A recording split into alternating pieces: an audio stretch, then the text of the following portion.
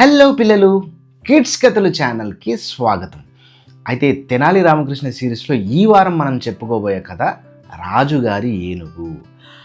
So మనం కథలోకి వెళ్ళబోయే ముందు మీరందరూ ఛానల్ని సబ్స్క్రైబ్ చేసుకున్నారా? సబ్స్క్రైబ్ చేసుకోకుండా వీడియో చూస్తున్నారు, ముందు సబ్స్క్రైబ్ చేసుకోండి.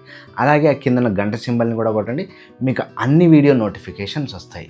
ఇంక మనం కథలోకి వెళ్ళిపోదాం. విజయనగర సామ్రాజ్యంలో శ్రీకృష్ణదేవరాయల వారికి ఒక పట్టపు ఏనుగు ఉండేది.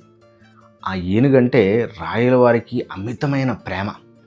ఒకరోజు అనుకోకుండా అనారోగ్యంతో ఆ ఏనుగు మరణించింది. అసలు ఏనుగు మరణించిన విషయం మహారాజుకు తెలిస్తే ఆయన తట్టుకోలేరు అని అక్కడున్న మంత్రులందరికీ తెలుసు.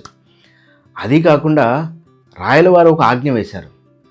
నా ఏనుగు క్షేమ సమాచారాలు ఎవరు తెచ్చినా సరే, కానీ ఏనుగు మరణించింది అనే విషయం ఎవరు చెప్పినా వాళ్ళ శిరస్సు ఖండిస్తాను అని చెప్పారు.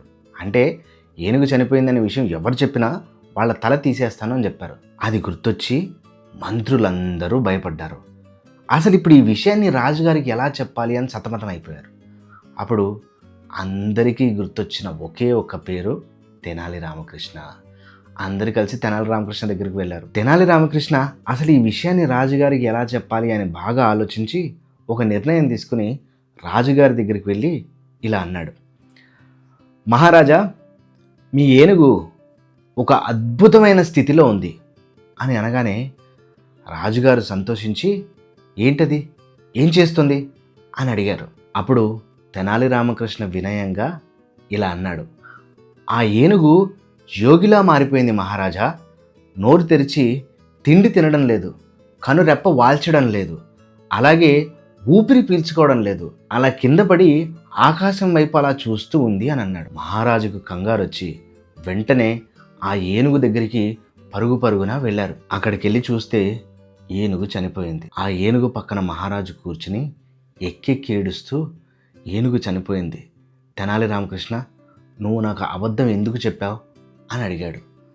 అప్పుడు తెనాలి రామకృష్ణ మెల్లగా ఇలా అన్నారు.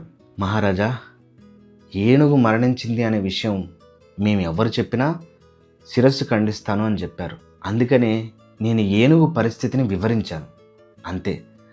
ఇప్పుడు ఏనుగు చనిపోయిందని చెప్పింది మీరే, మేం కాదు అని అన్నాడు. అప్పుడు రాజుగారు తన తప్పు తెలుసుకుని ఆ ఏనుగుకి కావాల్సినటువంటి చివరి ప్రయాణానికి అన్నీ సిద్ధం చేశారు. ఈ కథ యొక్క నీతి ఏంటంటే, కఠినమైన నిజాన్ని కూడా ఎదుటివారి మనసు నొప్పించకుండా సమయస్ఫూర్తితో చెప్పాలి.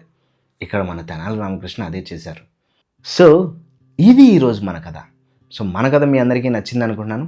నచ్చితే లైక్ చేయండి, షేర్ చేయండి, అండ్ కిడ్స్ కథలు ఛానల్కి సబ్స్క్రైబ్ చేసుకోవడం మర్చిపోకండి. Bye bye.